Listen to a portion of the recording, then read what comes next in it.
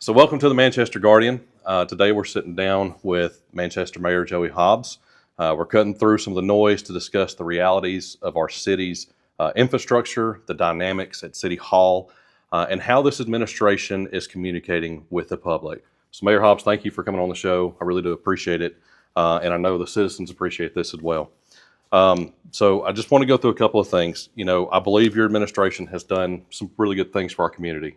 And I know that there's others out there that feel the same way. But obviously, there's always room for improvement, right? We always know that no matter where you are, whether it's government, private sector, there's always room for improvement. And I know that you feel the same way about that. But I want to start off by saying, like I told you before the show started, a lot of these questions are going to sound really familiar. It's questions that citizens have sent to me. We've kind of combed through some stuff, looked at what are the top priorities in the community. And that's what I want to get to today. So first off, as you know, we're in a digital age, right? Facebook is where the majority of people nowadays get their news, unfortunately, but that's what it is. There's a lot of misinformation out there. So that's one of the things we want to tackle. Okay, so the first question I've got for you is, you frequently use your mayoral Facebook page to address municipal issues. Do you view Facebook as a primary tool to get official city communication out to the citizens? And how do you ensure that your citizens that don't have social media get that same level of transparency? So, yes, we use our page to put out information about what's going on in the city for the folks that do use that as their primary communication tools. Other than that, we do record every meeting, every committee meeting, so people can go and watch and view it for themselves. The rest of it is, the paper. We do articles with the paper from time to time. But a lot of it is on the citizen to try to figure out how to get this, because as you can tell from board meetings and committee meetings, generally there's not very many people here.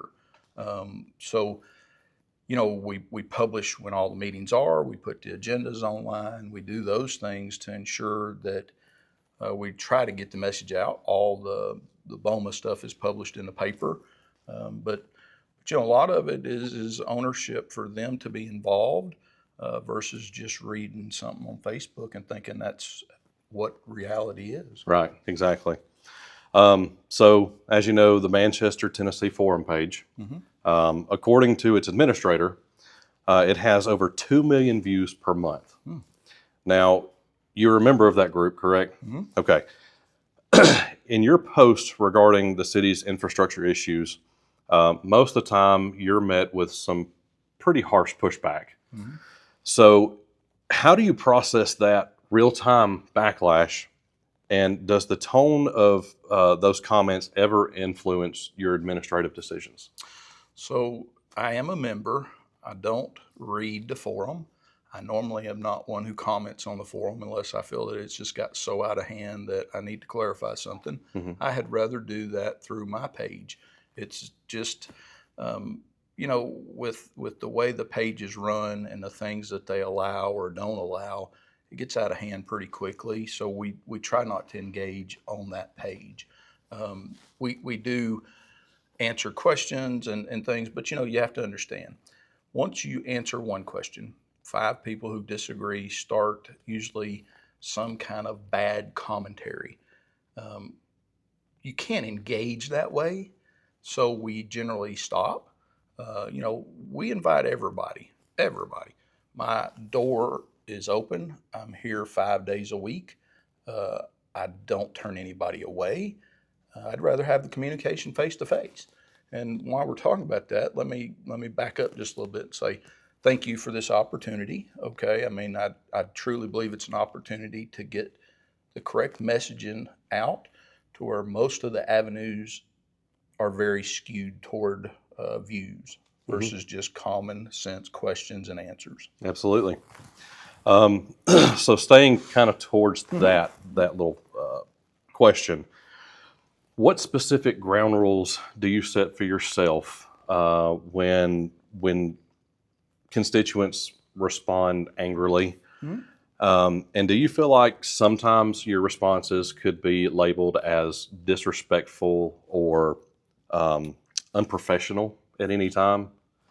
I think I'm just a direct person, and that comes across different ways to a lot of people. I don't sugarcoat what's on my mind or what I feel. I'm just going to tell you it, whether we agree or disagree. That's okay. You know, there's common ground in everything if you're willing to do that. Most of the people who have these bad comments and attack things, they're not willing to have a discussion.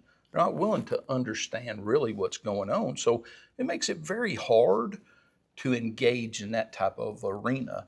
I had rather sit down, have the direct conversation. Look, I've had 2 town halls since I've been mayor. Tell me the last mayor of Manchester's ever invited the public for you to sit up here and take questions and do the best you can to keep it as a civil tone. But I think sometimes my directness comes across as condescending or adversarial, and it's not really that. It's just, why sugarcoat what we're doing? Right. And I know you obviously, you know, the I'll call it drama Sure. that has been going on with the Manchester Guardian page. And, you know, we were personally attacked by a certain individual. And it's the same thing. Maybe the response which I've posted my responses, I've let everybody kind of take a look at it for themselves. I didn't feel like I was unprofessional, didn't feel like I was bullying in any way. But unfortunately, that's how it was received. Sure. Now, I will ask more specifically to that, because there were, you know, of course, everybody's going to send, you know, there are going to be screenshots, there's going to be stuff like that comes along with it. And one of the main ones that I got was, and we kind of talked a little bit about this prior to starting the recording, but there's a lady named Tiffany, and if I'm not mistaken, she's somehow affiliated with Thunder Radio in some shape, form, or fashion. And there was a comment that you made, and I want to quote it because I do not at all ever want to put words in your mouth or anyone else's. So I did print that screenshot, and that comment that you made, it said, I'm not going to say the name that you tagged, but it says Tiffany is a POS. So in reference to that it's comments like that that I think where those are coming from as far as disrespectful or unprofessional. Granted, this was from your personal page. And I think that, and this is just my personal opinion, okay, just like with me, when I'm posting, if the Manchester Guardian is posting something, I try to make it more professional, more civil. When it comes to my personal page, obviously there's going to be some things extras that I may throw in there. However, with you being in government, local government, and essentially being the CEO of Manchester, that kind of puts a different perspective from your personal page. So in situations like that, like how would you respond to someone? And I guess how would you respond to that as far as someone saying, hey, this is what I'm specifically speaking of? Yeah, I mean, and I think I did post an apology on my mayor's page to everybody who voted for me and the citizens of Manchester. And yes, I could do a better job, and I'm 2 years in next month. Okay. It was a learning curve. I thought that when I posted from my page, I could be Joey Hobbs, and I understand now that no matter where I am and what time or whatever, I'm still the mayor of Manchester. But look, you have to understand a few things, okay? Thunder has always attacked me, okay? Tiffany was a big person of attacking, and I'm a big boy. I can take that, okay? And specifically what this had to do with was Tiffany coming and recording my wife and a friend who was helping the city move forward in an endeavor, and she recorded them privately and then went and took that back. Why not just say, I'm going to record you, do you have a statement, okay? Now listen, I'm not condoning what I've done, but I'm telling you that just there was some anger because it was me and not my family, and we'll be fine. And that side won't come out. And look, I 100% agree with you. I actually spoke to somebody today, and I told them the same thing. I said, you can attack me all you want. Now, when you bring my wife or my kids into it, the professional niceties go out the window. Well, So I do understand that. But there again, I want to be clear here. I don't condone that, okay? Because at the end of the day, I am an elected official and I'm supposed to represent the city, and the mayor is bigger than a name. It's the city seat that we need to be very specific about how we handle things. Yeah. It was a learning curve. I have definitely learned to be a better communicator about my feelings, or just stay off of social media, which is probably the best thing. Okay, so I want to shift, and I want to shift into infrastructure. Okay. I know that is a major topic Yes. in the city of Manchester right now. Obviously, there are still some concerns regarding our water and sewer systems. I do think that based on the research that I've done, myself, once again, I don't rely on anyone. I go look for the evidence and I form my own opinion, which I believe that everyone should do. Absolutely. I believe that your administration has done a fair job at getting things started.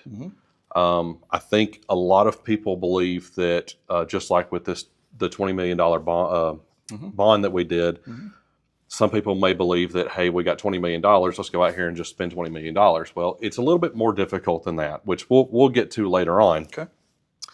But right now, I mainly want to focus on the sewer system, Okay. because that's been the major issue for several years now, prior to your tenure as mayor.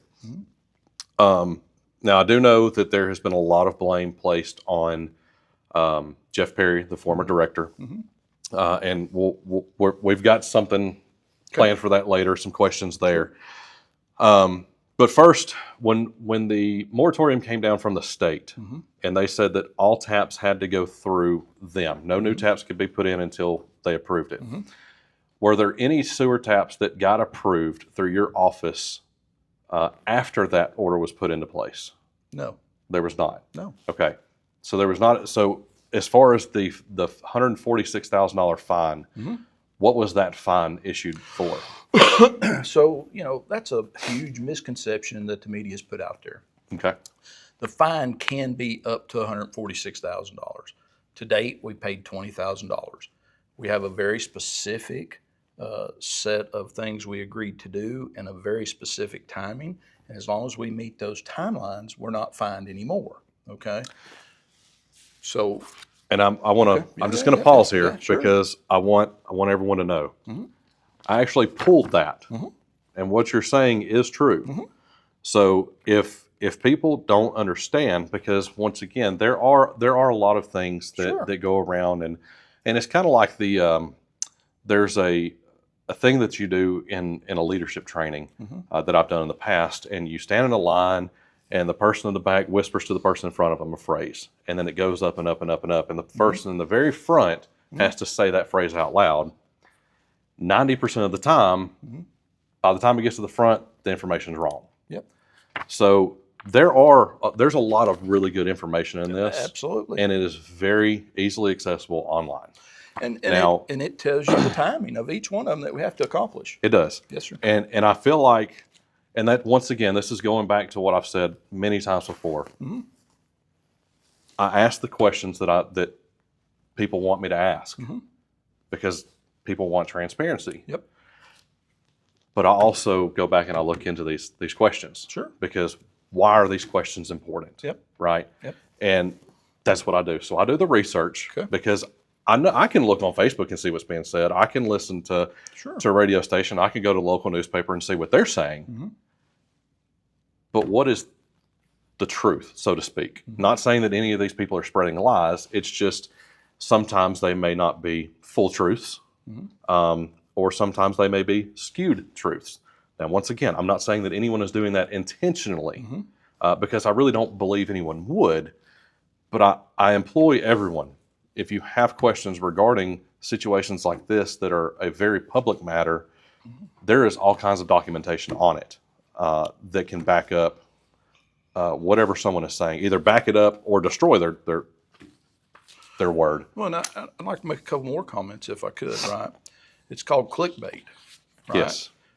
Thunder and others they put the big headline out there that you're being fined that. Nobody ever reads any of it. They just see that. Okay.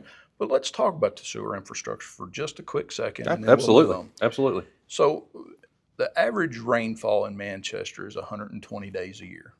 Okay. So it leaves us 230 days. Somewhere around there. Yeah. That our system works extremely well. There's no overflows. There's no problems. We're at 50% capacity at the plant. When it rains, we do have an I&I problem, which is what we're trying to address. We're trying to address the 120 days of the year when it rains. So that it's a very different scenario than everybody just saying everything is broke. You know, as far as Perry goes, I mean, when he came in, he did articles with papers and different things saying that the sewer treatment plant couldn't handle it. We needed a new $50 million plant. And the reality is it needed to have attention and regular routine maintenance. And, you know, we haven't had a notice of violation from the state for 6 months now. During his time, I'd get 18 or 19 on one page. And that's all public record. These aren't things that I'm just throwing out there for everybody. Go read it, right? Let's deal in reality, not fictional. Yes, we have problems. Yes, we're spending a ton of money from the ARP money projects that when I came in, we had about $10 million. We're through both of those. We replaced 4,700 feet of big pipe. We've reduced the overflows and the chronic overflows. So we're definitely moving in a direction that I think we will get to the finish line. But in government and construction and permitting through the state, all of that, it's not like, hey, I want to go do something, go into the local place and you get a permit and you go do it. It takes months to get those things approved. And so part of the $20 million is so that we can stack up things. Right now, we are actively surveying 6 miles of city sewer lines so that we can build projects so that as the funds come, we're not waiting anymore. We grab that project, and let's say it's a $2 million project. We can put it out for bid, and we're ready to go. So we're trying to reduce the time it takes us to respond as well. Yeah. So on that question, Sure. Obviously in the industry that I'm in, I understand how bids work. I understand how they're put out and how they're received. There's a lot of people in our community that don't understand that process. So just real quickly, if you don't mind, kind of break that process down. But one added thing I want you to throw in that's a lot of people don't know about is let's say that they have an issue and now there's going to be a chargeback. So kind of give a brief explanation as to how that bid process works and so on. Okay. So, I mean, like I said, so we have a engineering team. St. John Engineering is our city engineer of record, and they work with water and sewer, and we say, okay, we want to replace from A to B. And so they come up with a project. Okay, we get it approved through the state, and then we put it out for bid. When I say put it out for bid, it goes in the paper. There's sealed bids. We open them in here. Okay, every bid that we get that goes out in the paper, we set a date that it's going to be open. Anybody's able to come and watch us open them, and we do it in that type of form so that all companies and all citizens understand that we don't use people we know or you take all that element out of this, okay? So then you open the bids, you make sure that they've met all the criteria that you put out for the bid, and then you award that project to somebody. And then you go and do the project. Yeah. Okay. All right. So I want to kind of go back to what you said a moment ago, because it kind of actually led into my next question. Okay. Is that during the tenure of former Director Perry, you said that you received multiple, or the city received multiple violations. Yes, sir. So in your opinion, like I said a minute ago, essentially you're the CEO of the city, right? Yes, sir.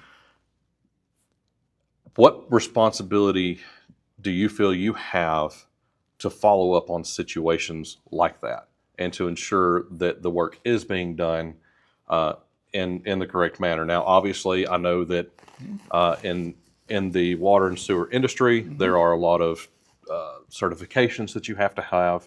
And if you don't have those certifications, there's a lot of things you may not understand about it. However, when it comes to filings from the EPA or TDEC, they kind of break it down a little bit more readable. So what do you feel like your responsibility is to follow up on something like that?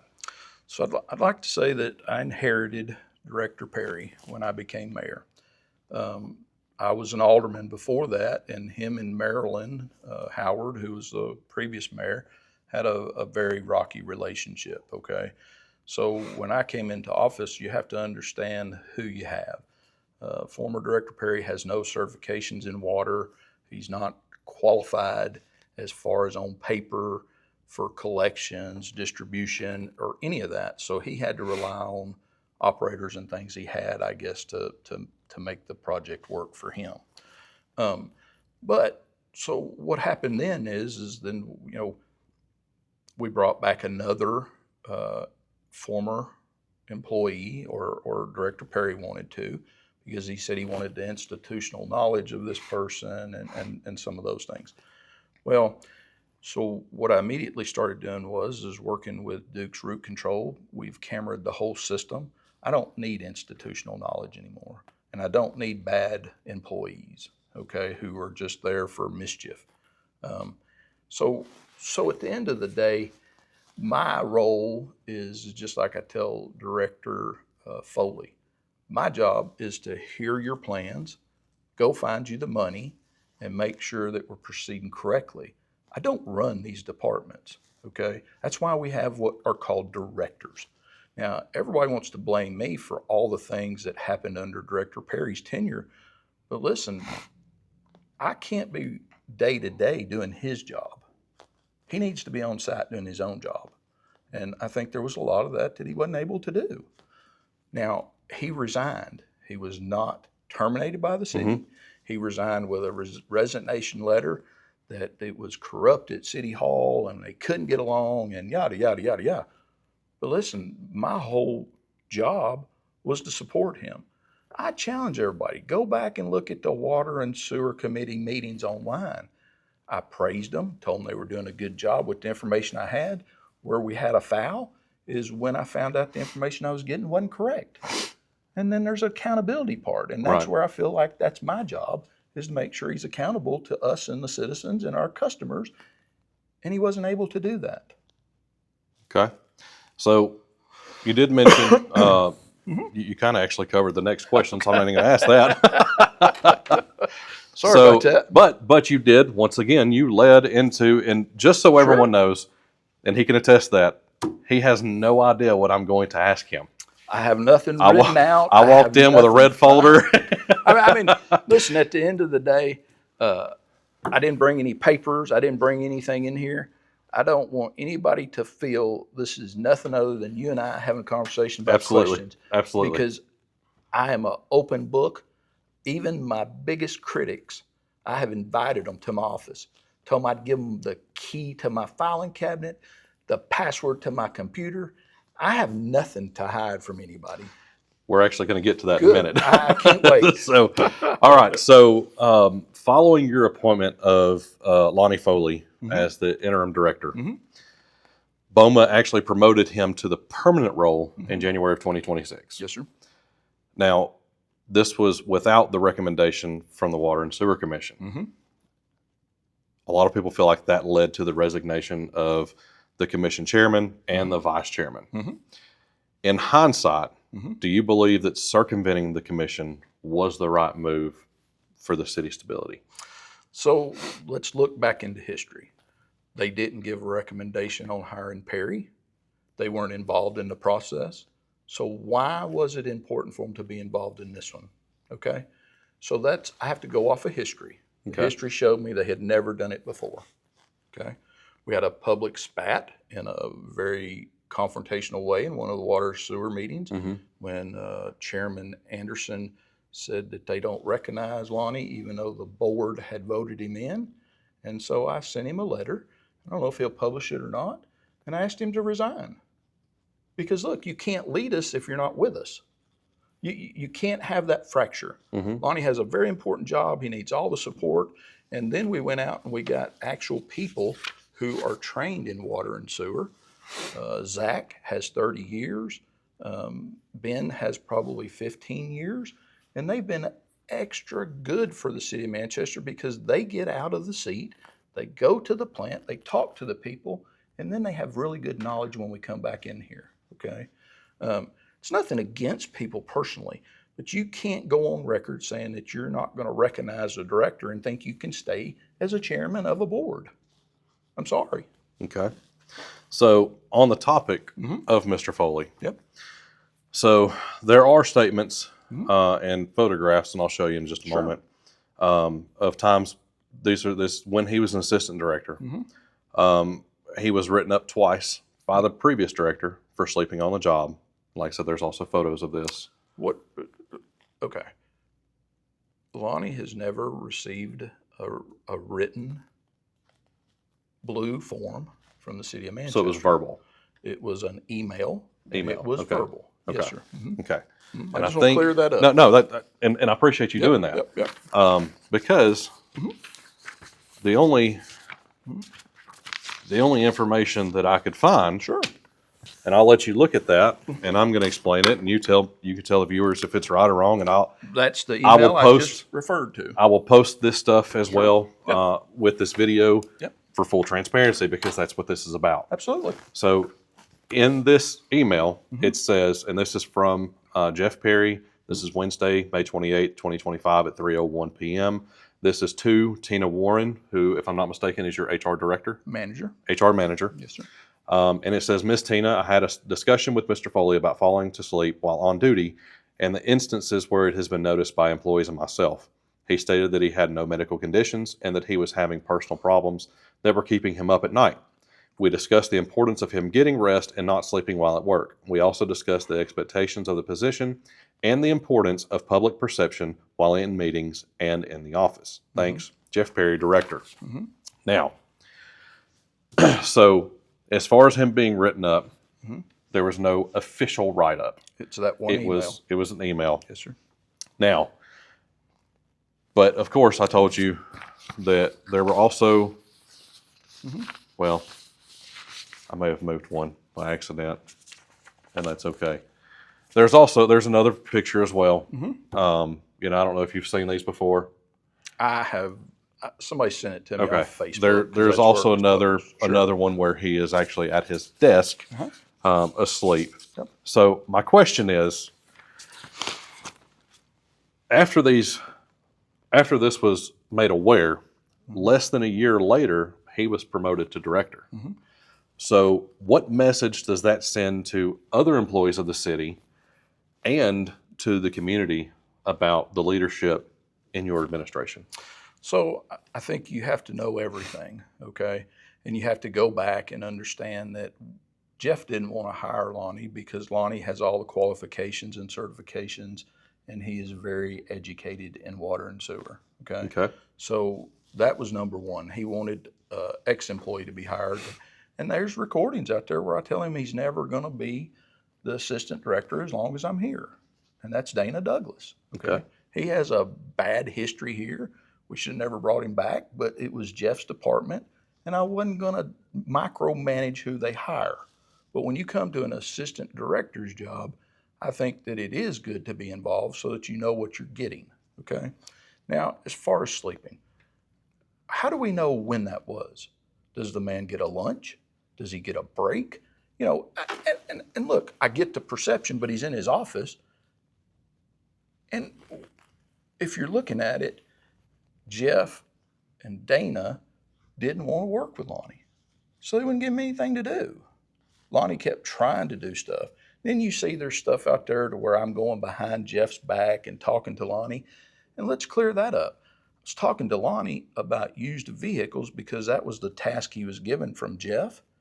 And so, yes, we were communicating, and I assume Lonnie can go to his director and have the conversation versus me including everybody in. I mean, I think it's all been blown out of proportion because at the end of the day, you have to take what you've been able to accomplish since he's been director and compare it to what you had before. And if everybody will look at it through a lens of what is getting accomplished, the way the meetings are going, and the information that's coming out, I would say you have to be very happy. Okay. All right. So going back to what we're saying, Dana Douglas, did he carry the same certifications or more or less than Lonnie Foley? You know, that's a good question. A lot of Lonnie's are from Texas, and he's converting them to Tennessee. And I'm not trying to avoid it. I just have to get that information for Okay. you. Okay. All right. I have no problem with that. You know, part of what's happened is, you know, we got into a situation where we didn't have anybody hardly certified down there. Today, we have 5 in the lab with all kind of certifications, and Peter Arney's doing a great job with the industrial program and the things we've tasked him with. Jeremiah Robinson has come on board from California, been a great asset to us. So you know, we have built what they call bench strength so that we're not relying upon 1 or 2 people. Okay. So I want to take, and we're going to shift again. Okay. But this time we're going to shift over to the leadership group. Okay. Okay. So there is information that has been shared that there are some department heads that have spoken or may be speaking extremely negatively, kind of on the verge of just downright grotesque in city offices. And they're talking about people that are staffed with the city of Manchester. These are elected officials that they're talking about. And once again, this is happening at City Hall in certain offices. If a whistleblower were to bring this to HR, what would you or HR do with a situation where this is happening? So, I mean, we have a process to follow. Right? We immediately get the city attorney involved, and he starts an investigation independent of myself or my office and HR, and then we review what he finds. And then we, you know, we'll make recommendations and discipline if needed. I mean, nobody other than the internet has said those things to us. You know, supposedly there's all these recordings that they keep claiming they're going to drop, and nothing. Yeah. Right? I mean, the ones that you hear are pretty simple. I mean, but you know, you have to ask yourself a few things, right? It's never okay to criticize an employee, no matter what profession you're in. And if that's happening, then that's a conversation we got to have. I mean, is there some off the cuff things said in a joking way sometimes that probably get misconstrued? Look, we're all adults. It happens from time to time. I don't think it's personal. And there's never like an intention, I think, to do those things. Or at least I would hope so. Right. All right. So next question I have is, BOMA has frequently appeared to have a bit of tension. And as the city's chief executive, how do you plan to bridge this gap with 3 seats being up for election in less than a week? And how are you going to build a more unified board moving forward? So let's go back to election, right? I was elected 2 years ago. It means I gave up a seat in BOMA to be elected. There was a lot of controversy about how the seat was filled. There was a couple aldermen that didn't believe that other aldermen had the best intentions of the process working as it is, and they pushed that decision off to me. I interviewed 18 candidates. I selected Alderman Crosland, who, you know, a lot of people say that, hey, he's my guy, but Alderman Crosland and I had never met before I interviewed him. We have a very similar background, which is probably what drew me to his appointment. meaning that he runs a plant or a facility in manufacturing. I come from manufacturing, and I felt that, he understood that I just believe in the process and the outcome will be the correct way. So with that said, we didn't have meetings for 3 months. Then we had meetings, and I think from where we came from to where the last meeting went to where most votes are 5-1, says that we were able to put this back together so that people agree in the vision of what Manchester should or could be. It doesn't mean that we agree on everything on how we get there or the process of getting to the finish line, but they agree on the principles of those things. One who usually defects, as far as I'm concerned, to no votes with no reasoning behind those votes. Okay, for 4 years, Alderman Anderson has voted no on a balanced budget with no conversation at Budget and Finance, no conversation at work sessions if she attends them, and no conversation at BOMA. It's just a no vote. Okay. How do you work with that? I mean, it is my job to try to bring us all together in a fold, but when you constantly have one person who won't come to committee meetings, who won't participate, I don't know how you bring that together. But the other 5, we have found some common ground. Doesn't mean we always vote the same, but we have common ground on what we want the city to be. I wish she would come out. Tell us what that is. What don't you like about the budget? One comment I seen where we bannered a little on Facebook is she's not for tourism. She don't agree with this. She wants a city planner. She wants a city manager.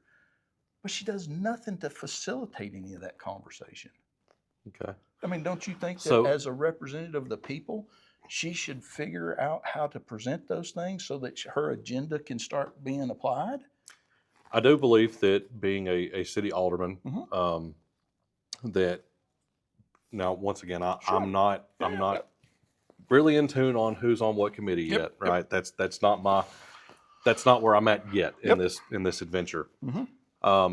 What I will say is that yes, I agree with you on that. That I think an alderman, if they're going to bring something up, Mhm. there's got to be something behind it, right? Now, I will say that I do agree with her on the city manager front, but if I'm not mistaken, I want to say it was you that made the comment that the city tourism director could help facilitate that or kind of help out in that role. No. Okay, so it No, wasn't you yeah, that said, it was no. someone else that I spoke with Yeah, that said yeah, that. yeah. That said that person can actually kind of help in that role. I know that a lot of people are saying, why do we need a tourism director? All we have is Bonnaroo. Well, that's right. And then you've got a lot of people saying, well, we don't want any more people in our town. Well, it's not the 1960s anymore. Unfortunately, Nashville is growing. Nashville's an hour away. Yep. Nashville can only get so big. Yep.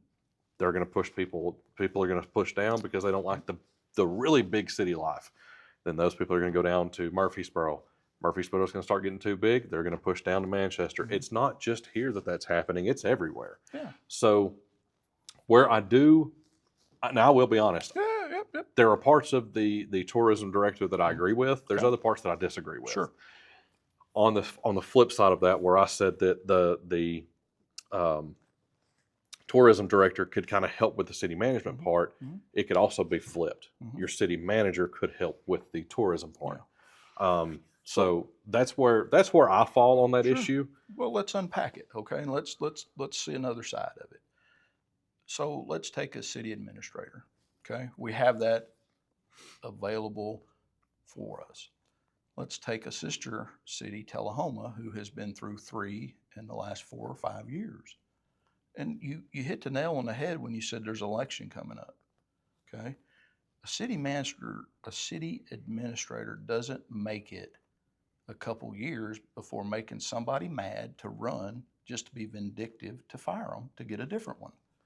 So I campaigned on the fact that I will give you a full-time job from me, save you hundreds of thousands of dollars because I don't make but $9,600 a year, okay?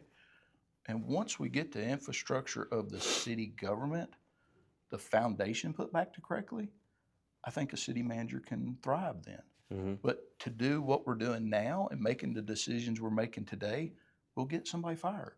Yeah. That I don't disagree with a long-term vision, but you've got to repair it. It's just like when you get a new director.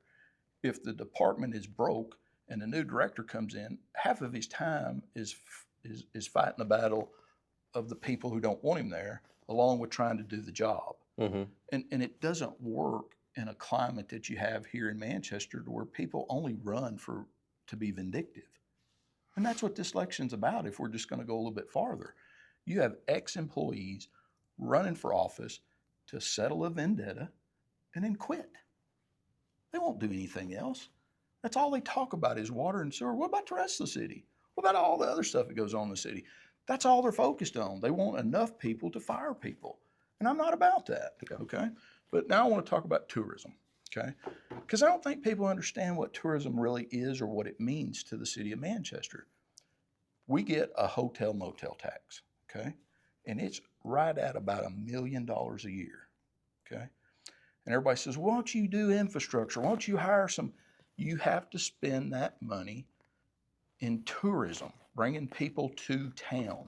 You can't go buy a truck with it. You can't hire somebody in public works. The state. And that's state law. It's state law. Yeah, state law. We have to file what we do with that money every year, okay? So you hire a tourism director. Their job is to help us bring money to town so we don't raise taxes and we don't necessarily have to build houses or rooftops, so that we don't have to ask for more money, right? Yeah. So that's the focus of a tourism director. And look, it's very clear that the chamber and I had a very public falling out, okay? Meaning that I couldn't buy into giving them money for tourism, but we upped the donation to them this year to $25,000, and they don't even have to tell us what they're doing with it. But in tourism, we had to report what they were doing, and most of that money was going into their operational spend, and you can't support that in tourism. So, now, so we have a tourism director, and part of her task is to put that relationship back together without me. I mean, it's a very simple process here, right? But with $1 million, you put $300,000 over here into parks and recreation, right? We do with everything else. Well, we do fireworks, we do Christmas parades, we do Safe on the Square, we do things that will bring people from other communities to us. And that's a big draw, because then you get sales tax dollars and all the other things that go along with it. So, and your local businesses get more revenue for themselves as well. That's our way to help as a city support the growth of the community. Now, obviously, she has just been appointed. Yep. So we haven't gotten a public statement from her yet, or I have not seen one. I posted one last night. Right, you did, correct. And we're in the process of I've got invitations. We're going to send invitations out to businesses, leaders, and community and different people. And we're going to try to get all that group of people at one place toward the end of August, present Kim, let her have conversations, meet people, get a lot of different ideas, so that we can bring them all to her versus her having to go see each one of them. And I think she's going to do great. She's been very successful in her previous endeavors. And this is a program you're building from the bottom up versus taking over something that's before you. All right. Let's have it. Now I want to talk about a more recent topic, interest from the community. And I know you're really going to enjoy this one. Okay. There has been a citizen who has been requesting large amounts of documents from the city recently, and I'm going to say large amount of documents. It's more line items than it is actual documents, but still the same, right? But the city recently sought an injunction against that city for filing these massive public records request. Mm-hmm. And the reasoning was that it was claiming, the reasoning was is because it disrupted municipal operations. Mm-hmm. Now, why did your administration choose to threaten litigation rather than accept the proposed mediation with the state's Office of Open Records Counsel? And why were the comments turned off on the city's Facebook post regarding that? So a couple things. I'm not going to go into a whole lot of detail because there is litigation. Right, and that is something that is completely understood. But I want to just throw out parts, okay? City of Manchester, in all its years, has never had a complaint or violation with the Open Records Act. I think that people are misunderstanding. We have filled every one of those requests. And the reason that it's such a burden, everybody's like, well, you got all these people and you do. Listen, you have 7 days from the time that's there to fill that request. You have to stop. Okay? I wish we were better IT oriented, and since I've come on board, we have been, and so we have a lot of the recent stuff electronically. Everything else is in boxes. So it's like a needle in a haystack. Mm-hmm. So it's hours worth of digging to find a piece of paper that has been requested. Nobody has ever said no. We're just asking for a little bit of relief while we get to digitizing different things. The problem with it is we fill requests every day. They're very simple requests, 1 or 2 line items. We were getting requests with 50 line items over half of the city's departments, and we have to stop work to fill those, okay? Now, you asked the question, why didn't we go to mediation? We did. Our city attorney met with the citizen several times to try to work out some kind of mediation or compromise. And one day you would be thinking you're moving in the right direction. The next time you meet, it's totally different. And so we just got to the end to where there was nowhere else to go. BOMA had already voted to take action against the citizen. We postponed that for almost 90 days trying to work with this citizen versus doing that. And when we got to the end, there was nowhere else to go. So now I did kind of put Sure. this in a note section, right? Mm-hmm. So you said there was attempts to resolve this Mm-hmm. through the city attorney. That's right. So for transparency, Mm-hmm. is there anything an open records request Mm-hmm. that myself or anyone could do for documents showing that that did take place?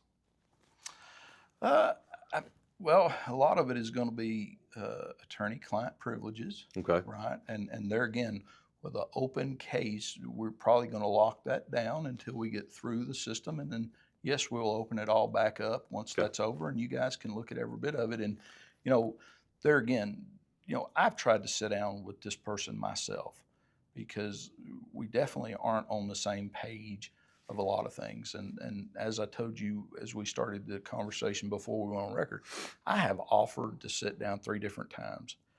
The meeting was accepted, and every time it was canceled.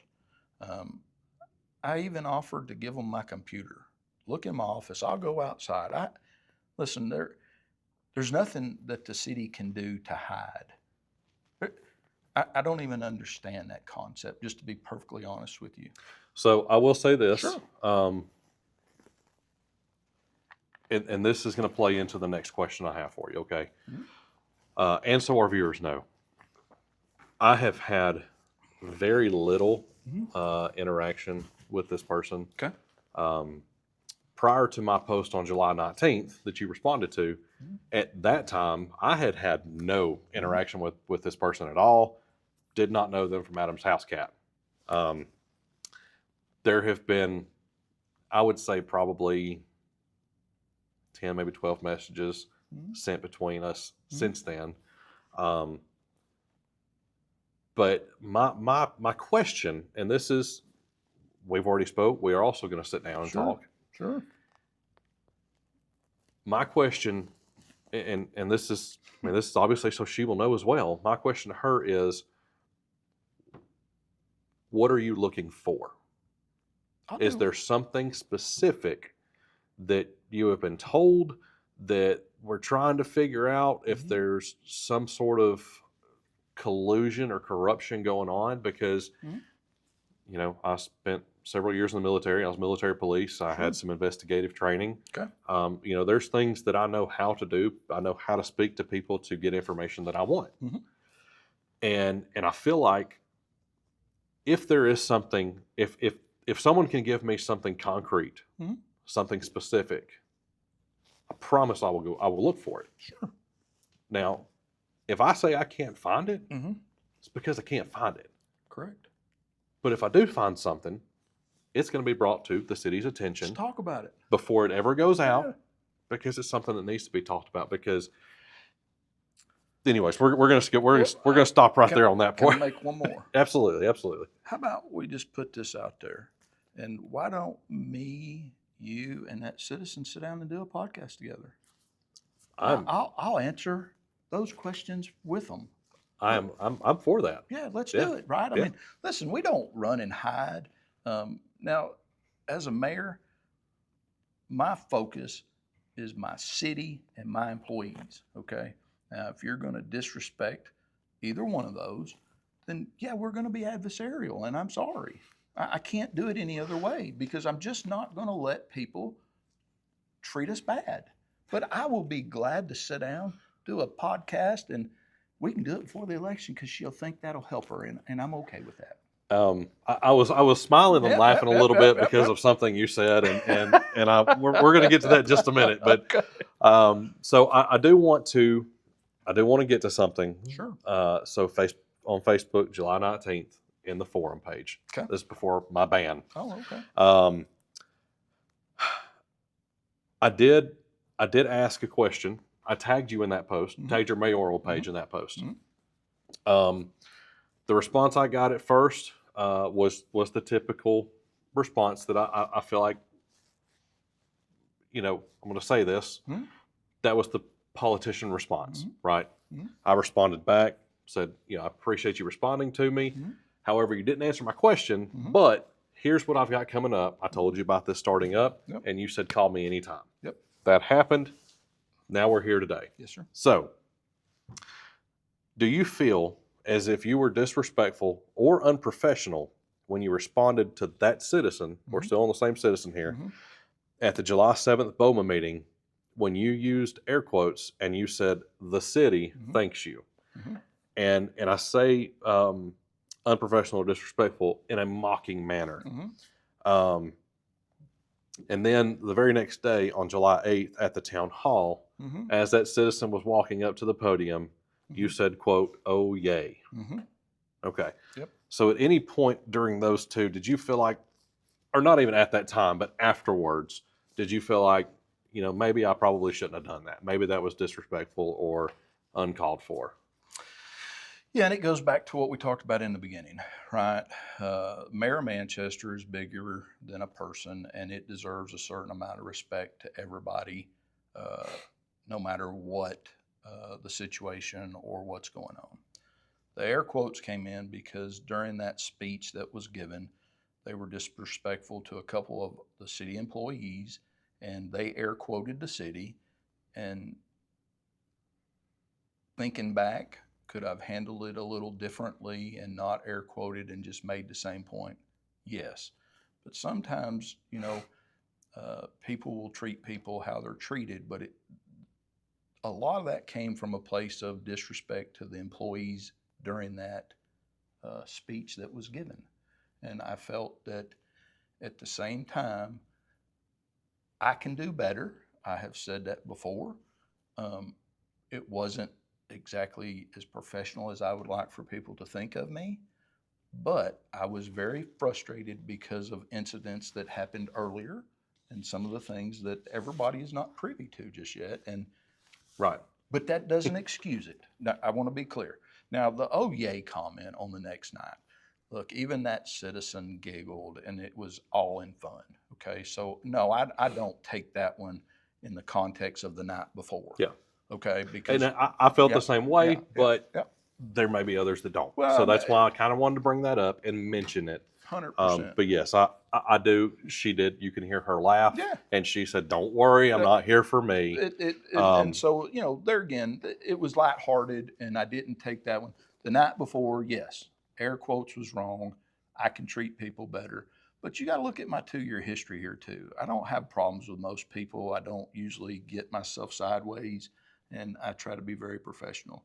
Sometimes, there again, I'm very sensitive to the city and to the city employees. And yes, it got the better of me at that point. Now, on that July 7th meeting, Mm-hmm. this is when Alderman Anderson had y'all were talking about that citizen and the litigation and about how she said she felt that you owed that citizen apology, or the city owed this citizen apology, and you said, "No, I don't think we do." And my quote was absolutely not. yeah, Okay. and so, but then there was another interaction there, and it came to where you told her that she had no authority to make public comments to the media regarding disciplinary action of employees. Yes. So, are aldermen not allowed? I mean, and I say not allowed by the guidelines or bylaws of an alderman. Are they unallowed to make statements on their opinions on disciplinary action, or is it something that just as an alderman to hold themselves to a higher standard to not do that? I think that, you have to understand that role, and you're here to make policies and procedures. As the CEO of the city, I am the disciplinary piece of that. And what that was in reference to is her going to Thunder Radio, putting out an article of what she would support for disciplinary when she don't even have all the information. She don't know. She's never requested anything. She's going off of words of others. And I felt it was very disrespectful to the city employee. So, and this is my understanding, okay, from Sure. things that I've looked at. Sure. That whole situation was regarding Mr. Foley. Absolutely. And her complaint was that he violated city policy by working here at Manchester as the assistant director and also working as a manager of in some capacity at another utility. It's my understanding, based on the rules that I found under the city's guidelines, that only applies to director level positions. That's correct. Okay. And then, so he was appointed director in January 2026. He was not, his employment didn't end. I'm not going to speculate on how it ended over there, but his employment didn't end until February 3rd of 2026. That's correct. So during that short amount of time, he was still doing that. But if I'm not mistaken, isn't there an email or something out there where you told him that, or you or someone else told him, hey, you're going to have to quit that other job first? It's not an email. When we interviewed him for the job and it come to light that he had the other job, I told him that you can't be a director here and do that. And he was very okay with it. He wanted to give them enough time, and it took 30 days to get that wrapped up for him. But absolutely, I mean, I didn't know that he was doing that. That was Director Perry's job to inform City Hall that he was doing that. Now, I'm sure he's going to say he didn't know at this point because it's all he said, she said. But everybody who works another job, their director sends a piece of paper to the mayor's office, and I sign off on it. So when I was interviewing him, Director Foley was very honest with me about what was going on. And I told him at that time, Lonnie, if you want to be the director here, you cannot work somewhere else. Okay. And he resigned, and it took him 30 days to wrap it up. Okay. Last question regarding this citizen. Okay. And the reason that I bring this up, I'm not saying names. If this person wants to give their name and comments or whatever, I'm fine with that. Most people know who I'm talking about anyways, but I'm still not going to give out names unless I'm given permission to. Okay. Is it true that on July 3rd of this year, this same person had a verbal altercation with city employees and that interaction was videoed? And if so, was that video taken on a city-owned device or a personal device? So the answer is yes. There was an altercation. I received an email from this citizen telling me of the and laying out some very direct things like the employee was what do you say when under the influence of something? Okay, the situation happened, and what it really amounts to is this: we had a storm come through that day. We had all the flags around City Hall. I had sent an employee a text and said, "Hey, let's get Public Works or somebody. We have flags down. It's important that we get all that up." Okay, so they were working at the time. They were doing that.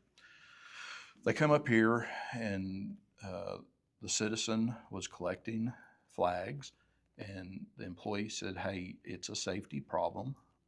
We would just as soon finish ourselves. Firemen were here collecting things. I mean, it's raining, it's lightning. Heaven forbid something bad happened for safety." Okay. Yeah.